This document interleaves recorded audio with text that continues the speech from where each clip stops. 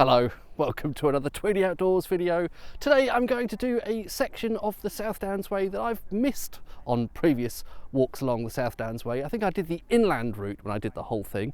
I'm here in Eastbourne, which is one extreme end, and I'm going to walk this first section along to Beachy Head, possibly include a little bit of the Seven Sisters, might even include an overnight stay in the vicinity. Going to be cooking some sort of Tikka Masala type curry and enjoying what is a very pleasant spring day. I'm not actually sure if I'm on the South Downs Way yet or if this is just the coastal path. Walking along the promenade, is it here? The boulevard. Really unusual silvery, I suppose, light today. It's quite hazy actually, not particularly clear views at this point. Is that the official starting point? I think this is the end, isn't it? Normally people start at Winchester and walk to Eastbourne. I think already the route splits here, doesn't it? So you can either go the seaside way via Beachy Head, probably I'm staring into the sun here, aren't I? It's all in silhouette, or the inland way to Jevington and so on. Today I think I'm going to go along the coast, so I'm leaving Eastbourne behind me now. Actually misty over there, or is it just low lying cloud? Perhaps try and zoom in.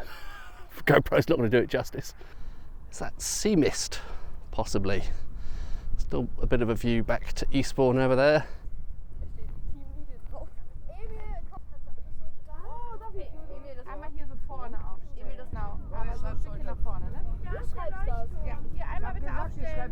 So I think I'm at Beachy Head now. Possibly the famous viewpoint is still up ahead. Back there was the, I think it's a memorial, and currently swamped by a group of exchange students from Germany. I think the sea is just now completely covered in a blanket of what I'm assuming is sea mist, because it's not really that, well, there's a little bit inland, but it does seem to be happening more at sea. There's a lighthouse down there somewhere. I've got a bit of a glimpse of it back there, but can't seem to quite find it again yet. That's the other lighthouse over there. Is that called Belle? Tout? Really glad I chose to come down this way. It was a bit of a last minute decision, as is often the case with my outings. Just suddenly remembered there was this stretch of the South Downs Way I hadn't actually done before, this short stretch. What a day to see it on.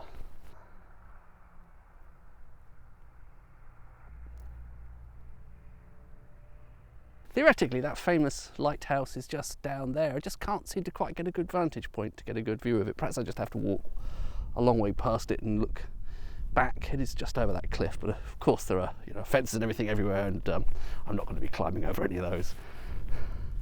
Perhaps there'll be a good view from down there. I hope you'll agree that's quite a dramatic scene, looking towards Belle Tout Lighthouse over there with the lumps and bumps of the start of the Seven Sisters. Still can't get a good view of the Beachy Head Lighthouse, but perhaps I will much later on the walk, looking back. I should just be pleased, I should be grateful for what I've got here, shouldn't I? What a really awe-inspiring view of a lighthouse. It's just not the lighthouse I seem to want to see for some weird reason. I mean, look at that. That's really pretty stunning, isn't it? The silhouettes are actually helping, all those people up there taking photographs, adding a bit of dramatic interest to the skyline. Is this the first bottom? I walk along the cliff tops here. Got to go down a bit before we can go up again. There's the Beachy Head Lighthouse, just the head of it, poking up above that blanket of sea mist. The chalk is gleaming there. This late spring, I suppose, sun. It's early spring, but late in the day. You know what I mean. Shut up, Tweedy.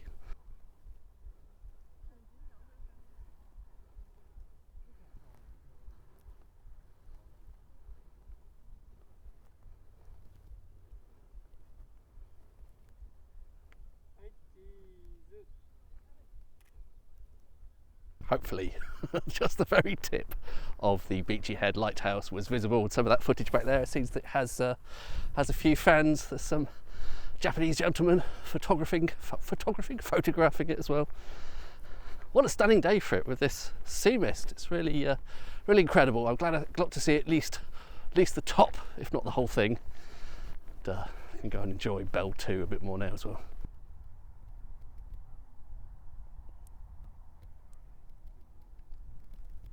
Just stunning. I'm really in awe of this view. A bit of luck with the weather, eh? It's actually warm and sunny, but you know, all this wonderful sea mist or whatever it is. Doesn't it look foreboding, like some sort of wizard's tower or something? I'm approaching Belle Tout Lighthouse now. I can't actually see much of it. Partly it's just hidden by the brow of the hill here, but also sort of in the mist right now. I think I'm perhaps coming out of it as I'm getting a bit of height. But I can feel the air is actually quite cool and quite damp. I should expect a patch of sea mist. And that's the view looking back to Beachy Head. Can't see the lighthouse again. I don't know if it's hidden around the corner or if it's just hidden by the mist.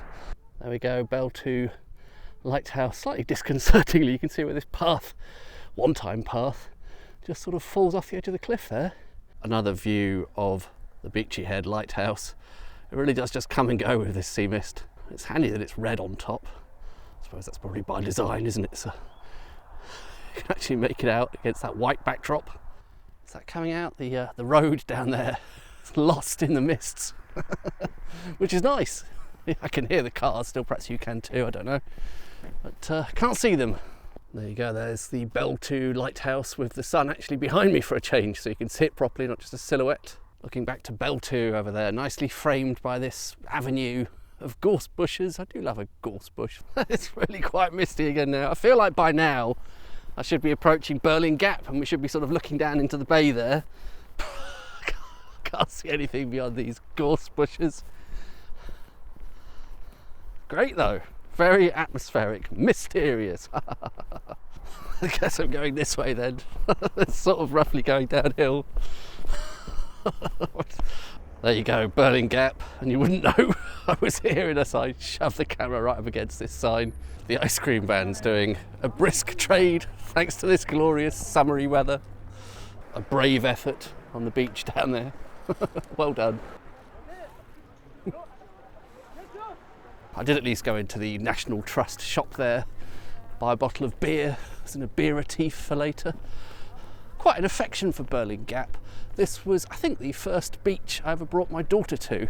I think we bought a bucket and spade in that shop there. She was tiny, she could barely hold things, but she grasped, am I going into the loos here? She grasped that bucket so tightly, even after she fell asleep, she was still holding it. Leaving Birling Gap now, that's the view back down to Birling Gap, such as it is. I feel like the sky is starting to clear, or the sea mist is starting to lift a bit. There is a bit more sort of blue up there, isn't there? Out of the mist, just climbing a little bit, or it's blown away, or just wasn't here in the first place, I don't know, but blue skies again. I'm actually too wide my backpack on to get through here. What can I do? Climb a bit? There we go. There's always a solution. Spectacular view of an island in the mist over there. Belle Tout Lighthouse. I'll probably need to zoom in with the phone, won't I, for you to be able to see that properly. Actually, I think that might be too much zoom. You don't really get the effect of the surrounding landscape so much. You can see the lighthouse quite clearly, which is great, but too much zoom. Is that better?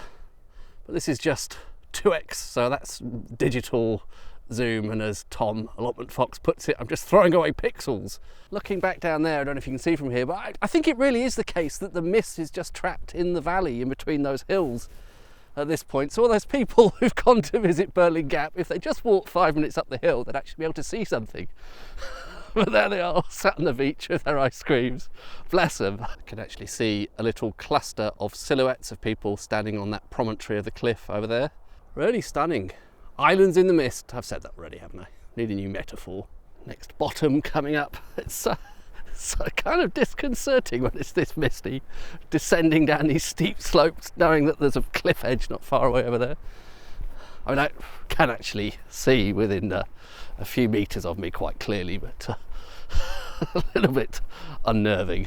There is a memorial here marking the fact that this bit of the Seven Sisters was bequeathed to the National Trust by W.A. Robertson. Never seen the Seven Sisters quite like this before. Terrible map graphics time. According to the OS map, somewhere over there should be some tumuli. Slightly loath to disturb the sheep. They are sort of fenced off over there and having a nice bit of peace and quiet, chewing the cud. I don't know if you can see in amongst all those lumps and bumps over there something that looks like a barrow. In fact, I think this is also one just here, according to the map. There's not really much to see, is there? And that is what is happening over in that direction, off towards Seaford, looking west. There's another memorial for something over there, isn't there? I forget what that one was. We'll see in a minute, I suppose. There's Belle Tout.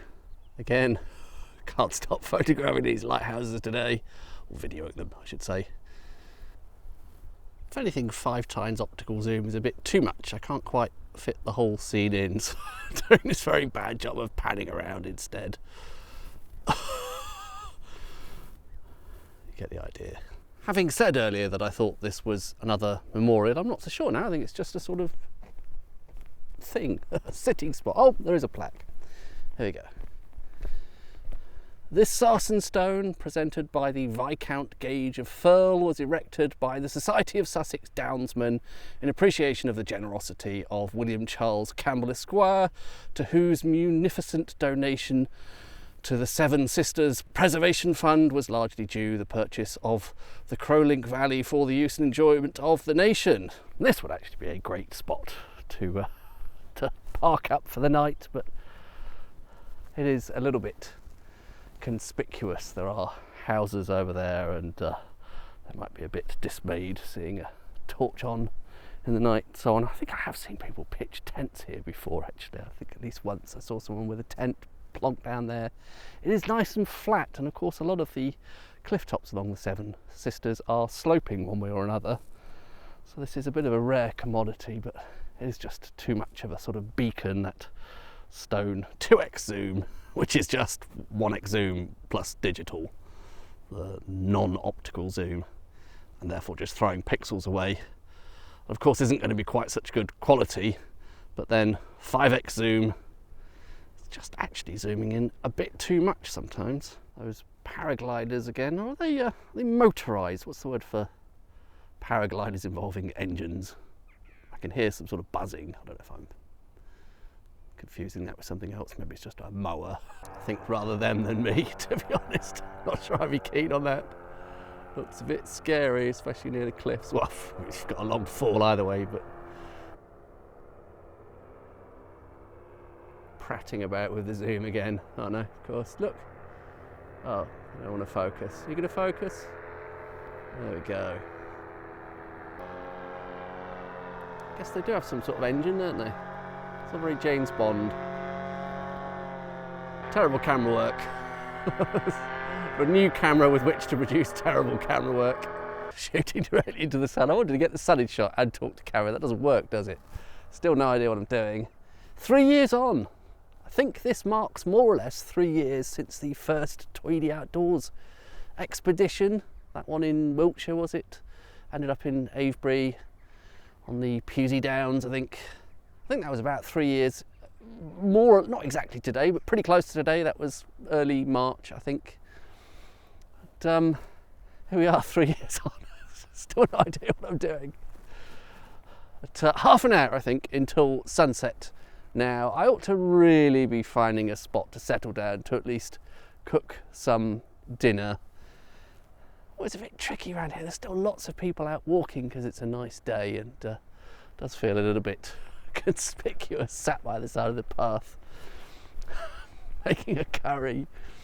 People walking right past. But nice though this spot is, with the sarsen stone there dedicated to the philanthropic guy, whatever his name was. I don't know, it just seems a little bit too out in the open. I've got a feeling last time, a previous time I spent the night on the Seven Sisters, I was on perhaps the next ridge. Right now I can see people on top of it, which is not ideal, but maybe I'll see if they're just there temporarily. Wonder if that spot might work. It's going to be an interesting sunset. I don't know if it's going to be particularly great or not, but there's no point guessing, is there? We'll just see what happens. But it is quite hazy over there, isn't it? So don't know, we'll see. Okay, I think I've found a spot. There were a couple of people over there at my previous hill that I'd quite like, previous lump, or sister, I don't know what you call it. I've moved one over, and there's actually a bit of gorse here, which will give me a tiny bit of shelter, make it a little bit more discreet so I'm not disturbing the passers-by. I'm quite pleased with this spot. I can see the sun setting over there. I've got a nice little bit of gorse for cover, but actually directly under where I am sat on now. I don't think there's any sticky up gorse, and I'm using a slightly thicker than usual ground sheet, so hopefully that will keep me from being stabbed. Today is some version of Tikka Masala. We could call this pretend chicken Tikka Masala. I am actually going to attempt to cook rice from scratch, from dried rice. Every time I've tried this in a camp setting, it seems to have gone wrong one way or the other, and I've had many people explain various techniques to do it. What I'm going to try this time is just wash it first, let it soak for a bit, because I've got other things to kind of marinade and mess around with. So it's all inside the billy can. Just got a little bag of rice there. I also have a pot of yogurt, which I'll be using later, but I don't need that right now. So I reckon as long as it gets a good soak and there's plenty of water, I think that has a decent chance of at least cooking. It might not be perfect, but it'll be all right, hopefully. Don't have a huge amount of water with me, so I can't be too extravagant with that, but I'm going to give it at least a bit of a rinse. I believe that helps. Do you want to see that? It's just a rice in a billy can. Okay, so I'll strain off that starchy water. Maybe I'll give that a second rinse as well. And I reckon about twice as much the volume of water to the volume of rice, roughly, which is about that much. Not very precise, is it? Perhaps a bit more. And I'll just leave that to soak for a bit. I'm going to go and look at the sunset.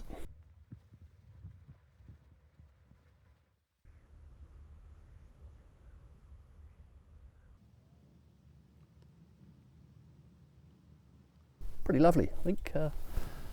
Really nice, simple. There'll probably be a bit of afterglow as well, I imagine, some pink sky to follow. I'll keep an eye on that while I'm doing this. So I'm going to leave this to soak for a bit. While that is soaking for a while, I'm going to make a kind of marinade for, let's just pretend this is chicken. Got some lumps of protein in there. Cumin, coriander, ground from the seeds, a bit of black pepper and some turmeric. I'm not going to use all of that here because I also want to fry a bit of this, but I think I want to kind of give this a bit of a coating.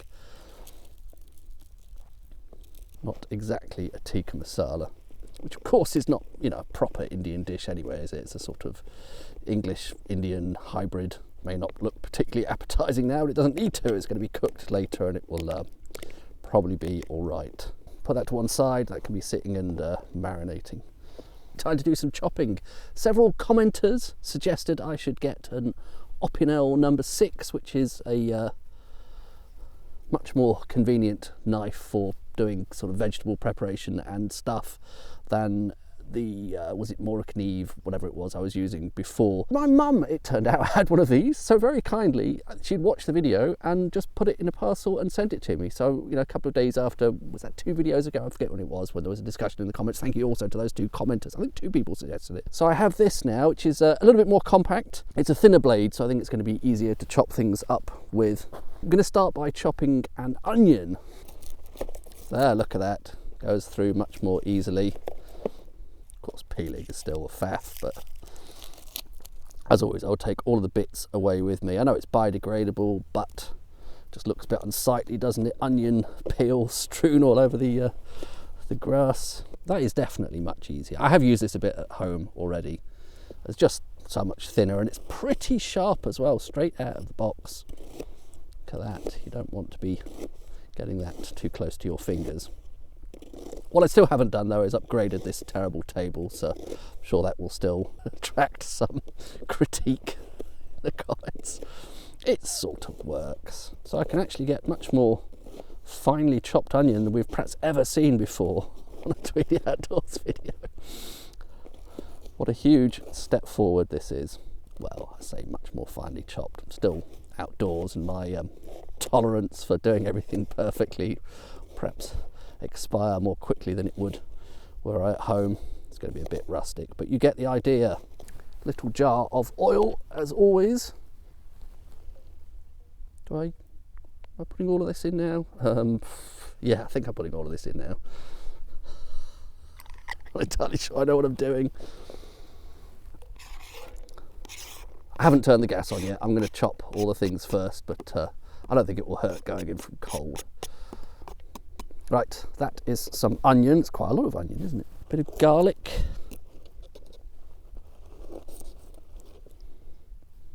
This is another thing that Never been able to do a particularly fine tuned job of chopping before with that big thick bladed knife, so definitely an improvement.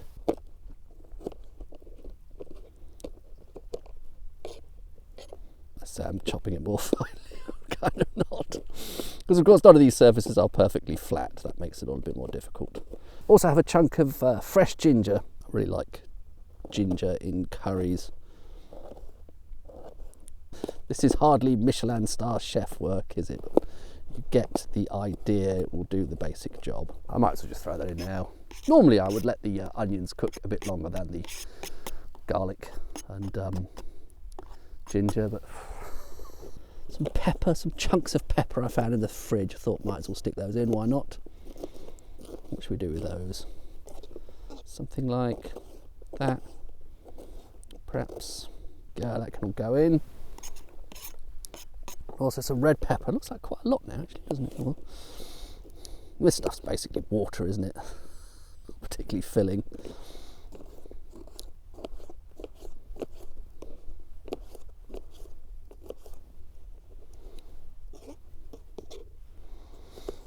This really does just glide through these vegetables, and I'm sure if I make a slip it will glide through my fingers as well. So do need to be quite careful. Some tomatoes, bung those in. Not sure that's traditional in a Tikka Masala, but why not?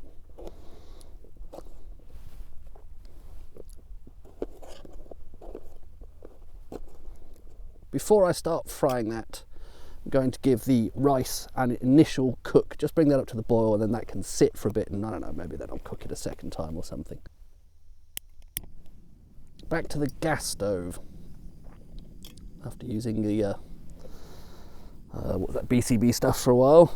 Just in case you're interested, that is the current state of the post-sunset. It's perhaps it hasn't been that spectacular in the end, but it was nice. It was good enough. I could see the sun disappearing below the sea. Below the sea? Below the horizon? I don't know. I could see the sun disappearing. It fulfilled the basic premise of a sunset. While that rice is coming to the boil, I think I mentioned earlier, I popped into the National Trust shop and picked up an Abeeritif. There will of course be wine later, but I thought I'd quite like a beer first. Longman Best Bitter. I think I had this when I was doing the Longman video with Mr. WC21. Hello Mr. WC21, hope you are well. In the Longman Inn.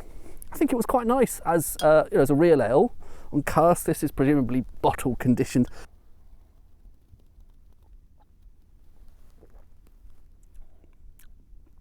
Good.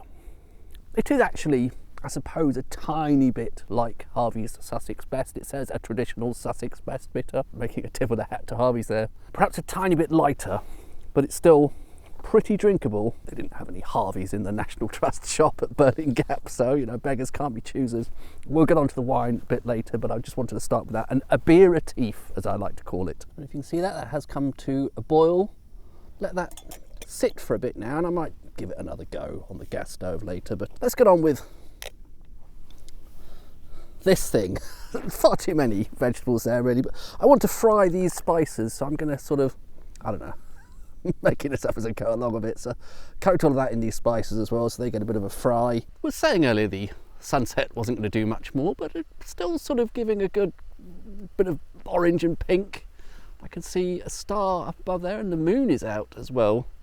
We'll at some point try and do some night photography, but I think at this point it's probably a bit hopeless. Should we have a go with the GoPro as well? Be interested to compare whether the this post-sunset glow comes out better on the GoPro or on my phone. Should we put in that pretend chicken that's had a token bit of marination now? I feel like it ought to be yellow overall. Tikka Masala. Oh well.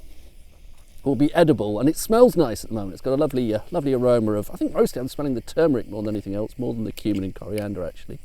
I was hoping I might somehow be able to get a shot of the curry cooking away in the foreground and some sunset in the background. Another update on the post-sunset glow there. I've put on the mood killing light so I can see what's happening in here, check it's not burning too much. I don't know if it's traditional to deglaze a curry, but should I give that a bit of beer, stop it burning on the bottom?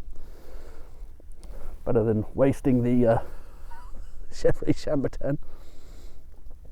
That really does not feel traditional, but it's happened now.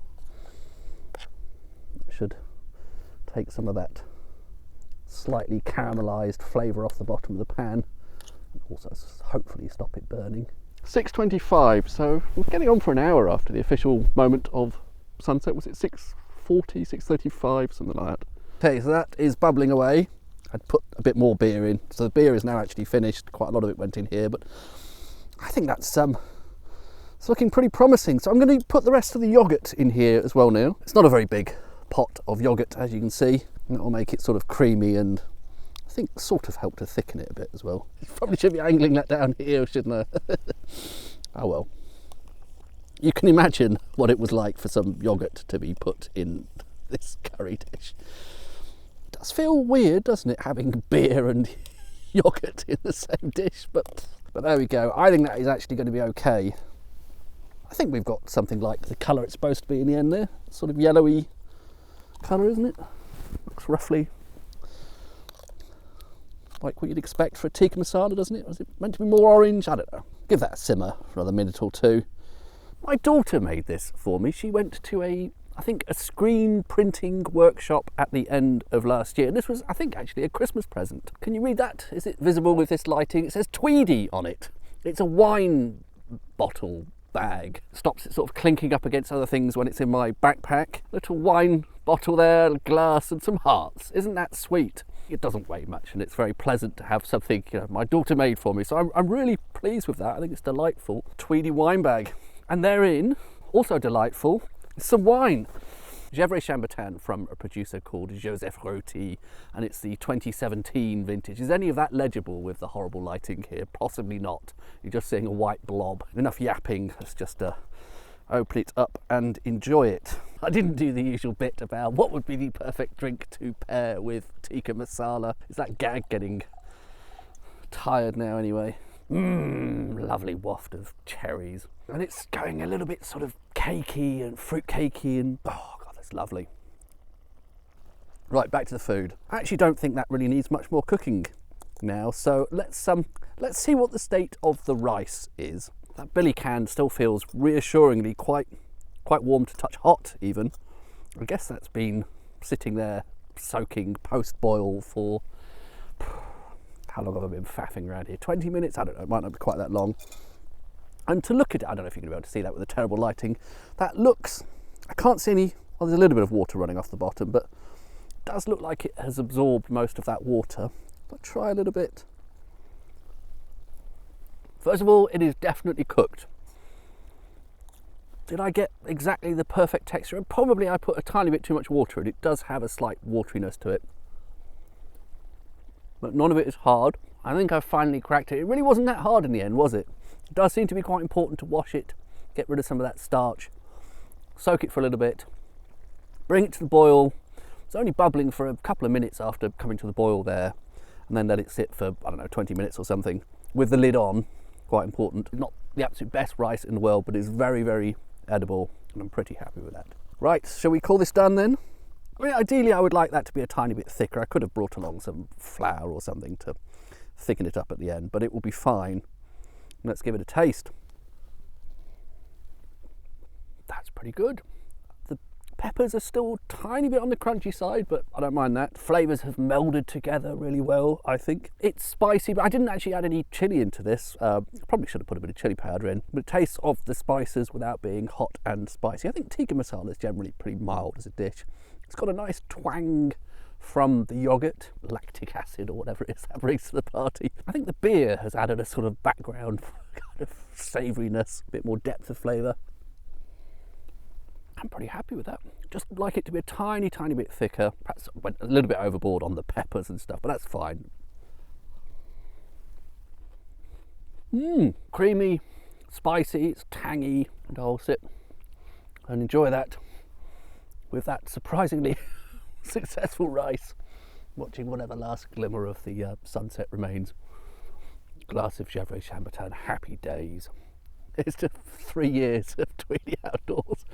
I should probably be apologising rather than congratulating myself. Cheers. Dinner is done. I've done a little bit of tidying away.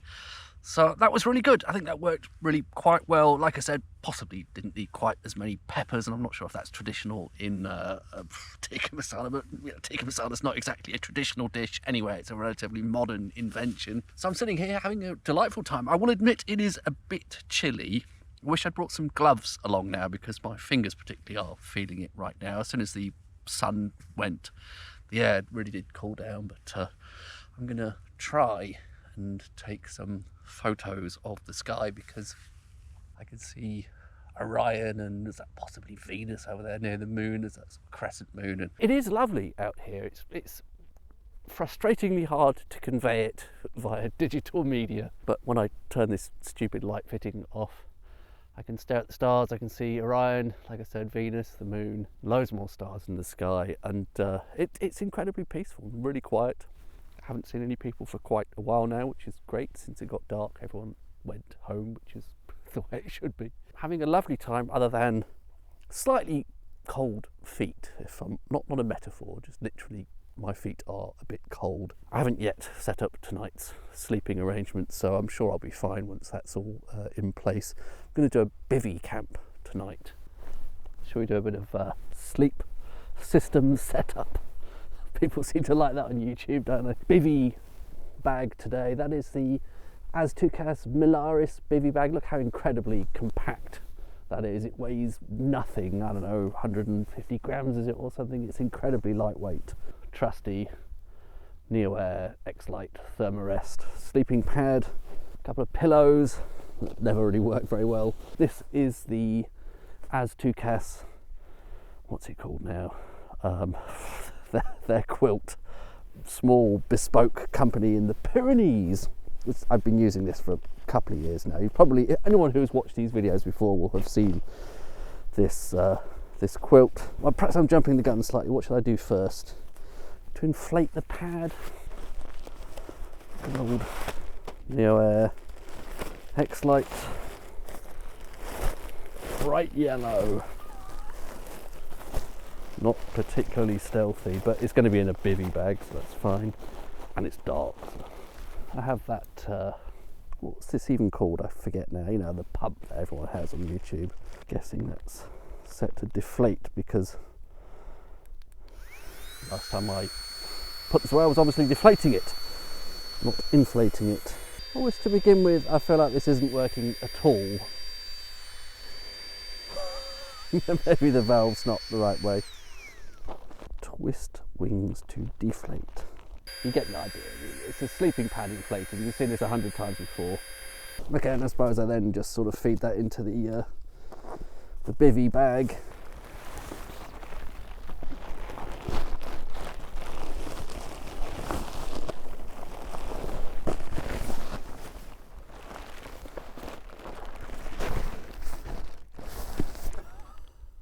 Just drag that along some spiky stuff over there. Not doing this particularly well, am I?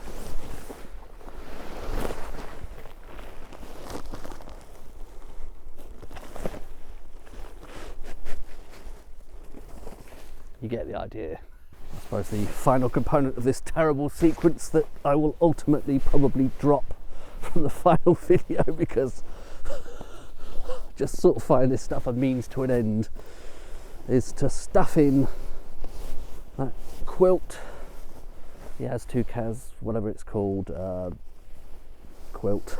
Cestrals, that's right, that's the word, cestrals. Oh, and I've got some pillows to inflate. Do you really need to see that? Don't know. You get the idea. Incredibly basic sleep setup, but it's fine for this not hugely cold night. Almost certainly not going to rain. I do have a tarp with me, should push come to shove. I'm not exactly sure how to string it up here without poles and stuff, but I will probably be fine. Okay, well, bed for the night is all set up. It's going to be nice and warm. It's about 8:35 now. It is a little bit chilly, but it's still just about manageable to sit out, especially a blanket over my knees like an old person.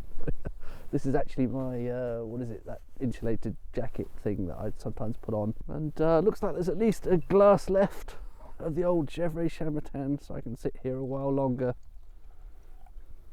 It's still a bit too early to go to sleep, isn't it? 8:35, 9 o'clock might be okay given the circumstances, but again, I wish you could see what I can see right now without suboptimal lighting, but beautiful display of stars. I bought some cashew nuts. I think I was half thinking of putting them in the curry. I think you've got to mash them up or something. That is a thing, isn't it? Cashew nuts in curry, but I think they're they're there to sort of thicken it or something. Perhaps I'll just eat a few of those as a post-dinner snack. Oh. What an absolutely stunning spot again. Sorry you can't see what I'm seeing. This is magical, sitting here watching the stars.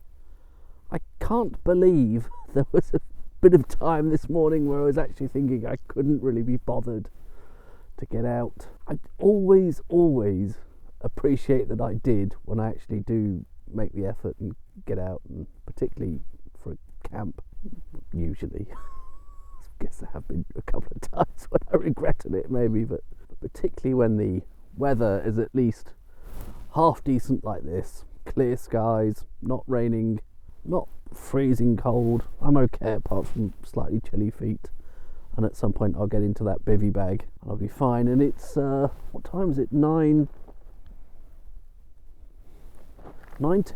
past 9. I'm still sitting out. I haven't yet retreated into the well, I don't even have a tent. I haven't yet retreated into the bivvy bag. 10 past 9, that's pretty good going. That must mean the season is changing. The weather is becoming more acceptable for this sort of thing. Beautiful. Apart from the shining light in one of my eyes from that bloody light attachment on the GoPro. I'll turn it off and just enjoy myself. Sorry. I think it might actually be time to climb inside the bivvy bag. What time is it now? 9:30. It's a bit of an early night, but I don't think I'm necessarily going to go to sleep straight away, but it'd be nice to have a little bit of extra warmth. So I'm not sure if this will make particularly entertaining footage. Me awkwardly clambering into this thing. But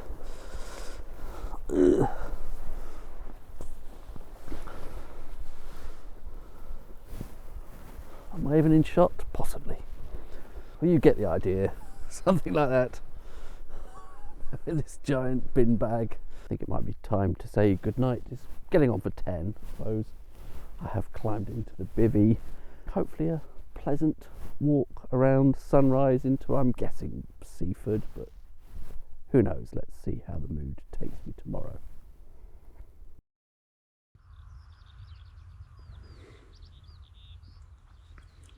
Good morning. It's about 5:45. I think sunrise is due at 6:30 thereabouts. It's already a interesting showing over there of first light.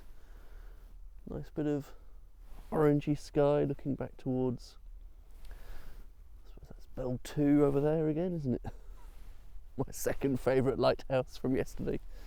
Once again on my phone, the first glimpses of first light over there looking back towards Belle Tout, and I suppose Beachy Head is off in the distance, but round the corner a bit. Here's one zoomed in a bit. Wasn't a terrible night's sleep. They're never great when I'm camping. I slept intermittently, little short bursts, quite possibly managed 5-6 hours in total, which is pretty good for me when camping.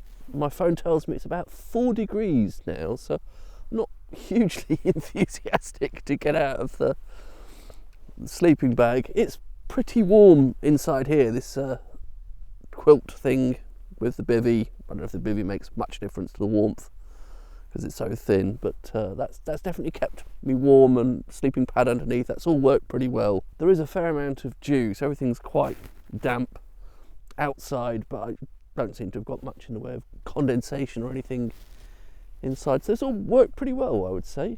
Shall I show you the what was home for the night? Is it safe to spin this round? Probably not. In this lighting it's going to be horribly jerky, isn't it?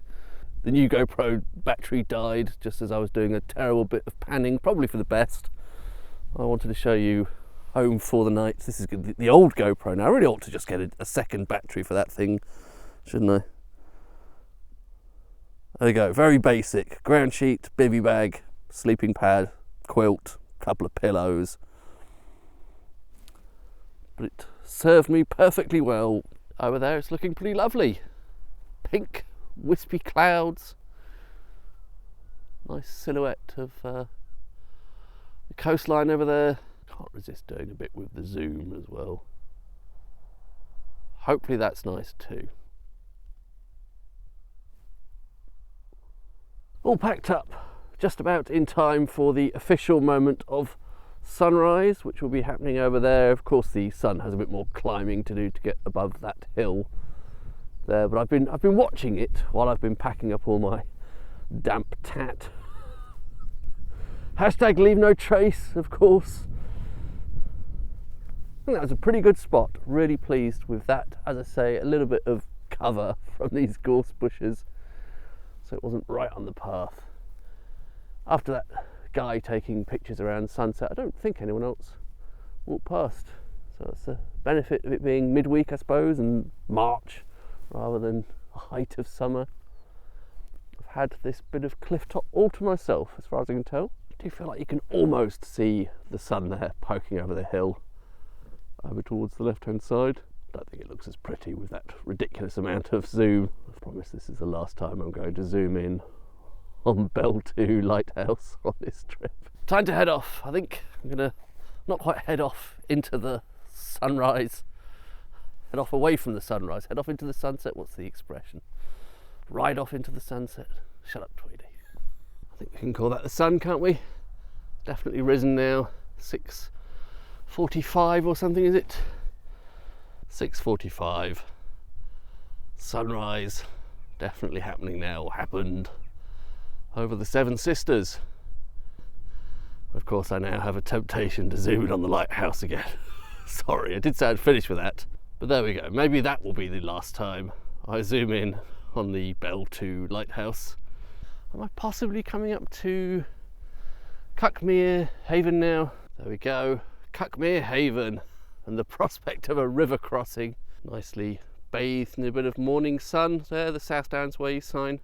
Almost looks like an alien landscape from here. The beach and the lagoon, whatever that is behind it. Those famous, what are they called? Coast Guard cottages. Cuckmere Haven across the bay. Frosty down here at the beach. Can you hear me? I've got a scarf on. I suppose this would all be in shadow, of course, wouldn't it? Obviously. This would have probably been a much cooler place overnight, I'm guessing. Shall I throw a stone in the water? Homage to Mr. WC21. Apparently this is a YouTube thing, what YouTubers do.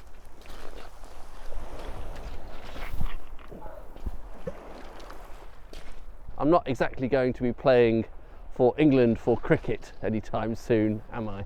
Looking lovely this morning with the post sunrise golden light on the chalky cliffs over there, the other side of Cuckmere Haven, the Coast Guard cottages, and then perhaps you can just about see a bit of mist off to the right of the screen, waves lapping at the shore, all of that. The sun popping its head? What am I talking about? The sun popping over the top of that cliff over there while I'm mulling over the best point to try and cross the river here at Cuckmere Haven. Looking deeper than I remember it. I know I crossed at a different section, it was further upstream, but quite fast flowing today. I think it was. Oh, it was summer, wasn't it, last time I crossed, so perhaps there hadn't been as much rain, not as much water flowing into it. I don't know. I'm still dithering over how to get across the river here. It does all look a bit deep. Here are some teasels and a sort of mollusks graveyard of seashells. Probably all in silhouette, isn't it, with the sun over there, all a bit frosty. I'm going to at least give it a go. I think this is probably the shallowest point. I can see sort of rapids there. It does all feel a little bit deeper than it was when I was here in the summer, unsurprisingly. And these things only go up to my knees, so anything over knee height, I'm walking the rest of the way back to Seaford with wet tweed. Nobody wants that. But I'll dip my feet in at least. I brought these things, I might as well put them on, and if not, I'll walk up to Exceat Bridge. It's quite a long diversion. The wellies are on. So at least test this. I'm going to reserve the right to give up pretty quickly if I think it's not going to work. Yeah. I've aborted that first attempt. It was close. I was about a third of the way across and the height of the water was worryingly close to the top of the boots. They don't really quite go up to my knee, as I said before. A little bit lower than that. So I don't know, I wonder if I walk down a little bit, does it get ever so slightly shallower? That's the sort of state. It just looks like over there it's going to be a bit deeper. So trying again a bit further down. Logically you would think as the river gets wider, if there's the same amount of water, it ought to be shallower, I think. But somehow the wider bits are more disconcerting to wade across. Even here right down by the sea there are some really deep channels, and as you can hopefully see the water's pretty fast flowing, so I think the pocket wellies are sadly on this occasion inadequate. I need something more like full-on waders really. I need something that comes up to my waist, not just below the knee. That's very disappointing. That means I'm going to have to walk the long way around, I suppose, up to Exceat Bridge. I suppose I should probably try and say I found that humbling, that I have been defeated by the power of nature, but I don't feel humbled, I just feel annoyed. I've got to walk a long way around on a less interesting walk as well up the river.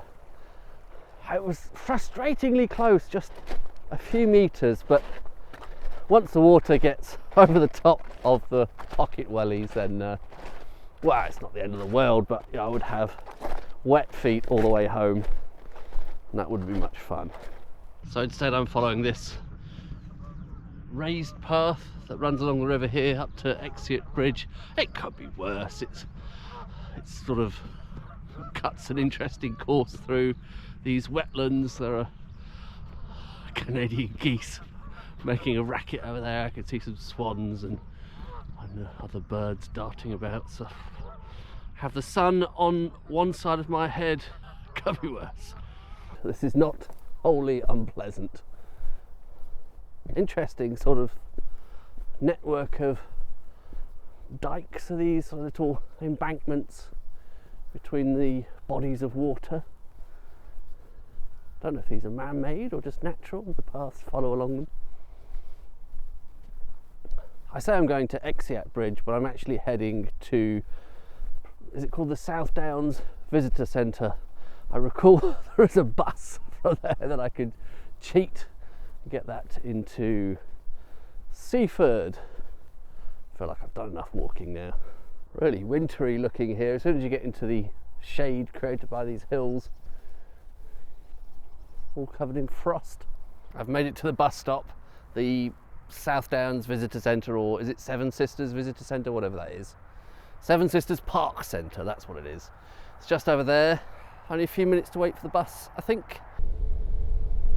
Hello from the 12A to Seaford. Double decker, lovely view. I have secured the best table at my favourite Seaford eatery. It's called the Cup-a-Cabana. I've been here before on that other Seven Sisters video. Got myself a fry up, a fantastic mug of tea. I'm really enjoying this mug of tea. Haven't dug into the fry up yet, but great, happy days. It's always the best way to end the night on a hill. Some fried food. I won't do a Gary Eats style review of my dinner, but we'll say thank you very much for watching. Had a fantastic night up on the Seven Sisters. Really enjoyed that. Hope that was entertaining viewing. A lot of interesting weather conditions, the mist, pleasant sunrise this morning, a bit of a sunset yesterday. Food turned out pretty well, I thought. Some version of a Tikka Masala. Good times. Cheers. Okay, from here at Seaford Station, this really is the end now, I promise, but I just wanted to say a few words about the Cup-a-Cabana. I know I said I wasn't going to do a Gary Eats review, but it was exquisite. I think my breakfast cost £8 for which I received a very generous portion of perfectly cooked food, which was warm, hearty, and exactly what I needed at that moment in time. Fantastic service as well, really, really cheery. I heartily recommend if you're ever in Seaford, seek out the Cup-a-Cabana. Everyone seems to leave there with a big smile on their face. You can tell it's a great cafe. I've definitely gone on too long, haven't I? Anyway, thanks for watching, blah, blah, blah. See you on the next one. Bye.